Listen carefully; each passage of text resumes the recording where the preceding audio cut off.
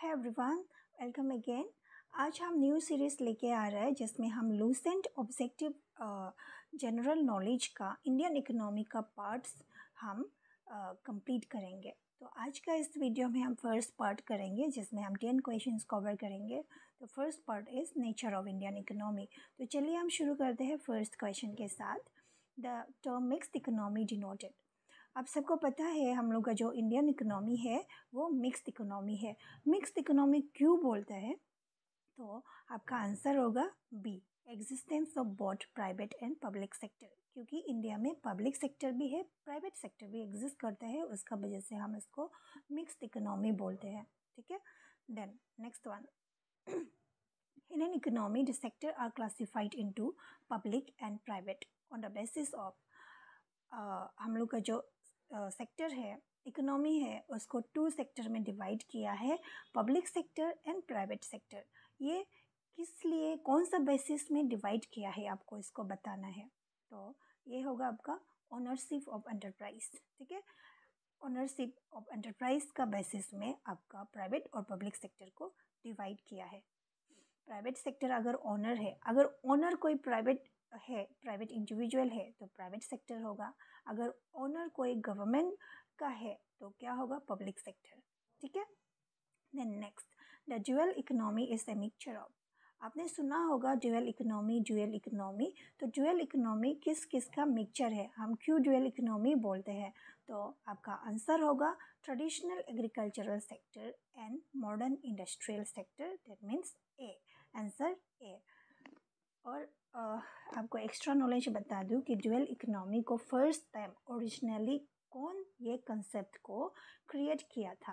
तो this concept was given by Dutch economist J.H. वोके। तो आपको ये याद रखना है, कभी कभी पूछ लेते हैं जो ड्यूअल इकोनॉमी का कंसेप्ट है इसको किसने दिया था? J.H. Boeke. Then next, which sector of Indian economy has shown remarkable expansions during the last decade?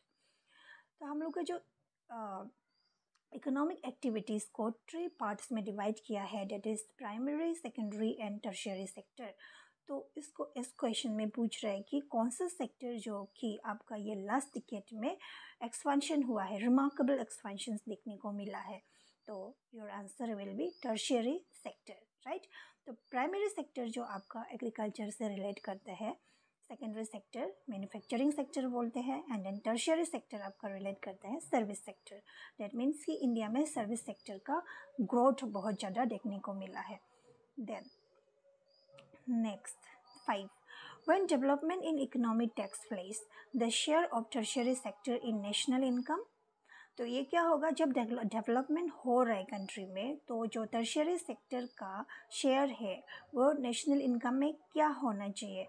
Fall करेगा, राइज करेगा, कांस्टेंट रहेगा, क्या होना चाहिए?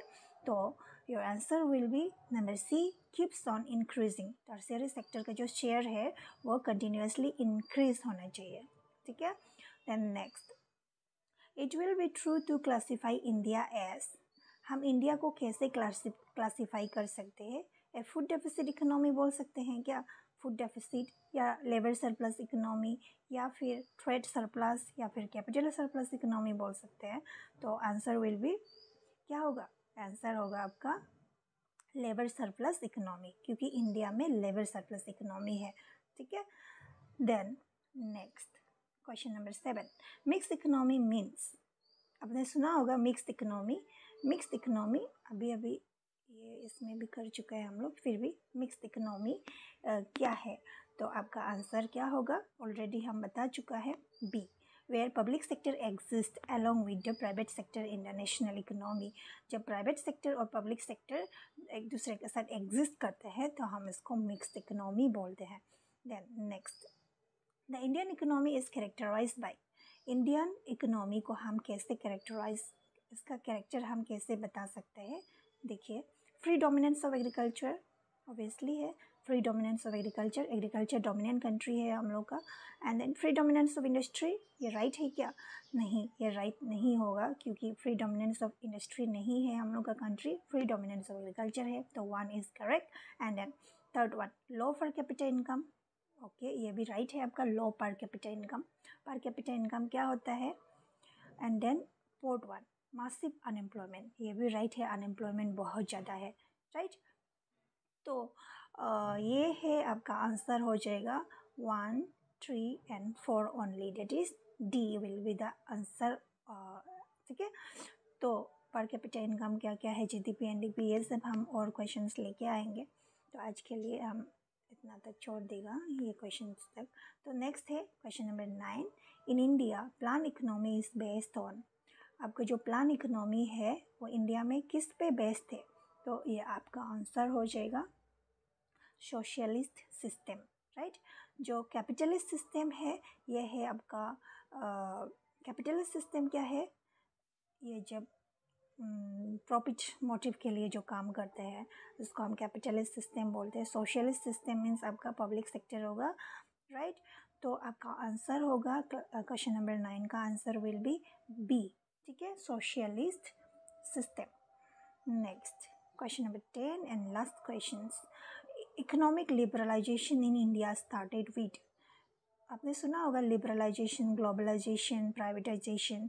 तो इकोनॉमिक लिबरलाइजेशन जो है इंडिया में स्टार्ट हुआ था किसके साथ?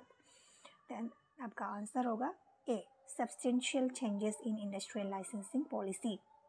जब हम इंडियन इकोनॉमी का क्लास 12 का बुक कंप्लीट सीरीज शुरू करेंगे, इसमें हम सब कुछ पढ़ेगा इसमें कि इकोनॉमिक लिबरलाइजेशन, ग्लोबलाइजेशन, प्राइवेटाइजेशन क्या होता है। तो आज का इस वीडियो में तो बस हम लोग को ऑब्जेक्टिव डिस्कस करना था। तो इसका आंसर होगा आपका substantial changes in industrial licensing policy, ठीक है, क्योंकि लाइसेंसिंग पॉलिसी स्टार्ट किया था, चेंजेस हुआ था, तो इन सब में इकोनॉमिक लिबरलाइजेशन में स्टार्ट हुआ था। तो this was the questions for today's lecture. तो नेक्स्ट में हम लेके आएंगे आपका नेशनल इनकम ऑफ इंडिया। तो आज के लिए इतना ही।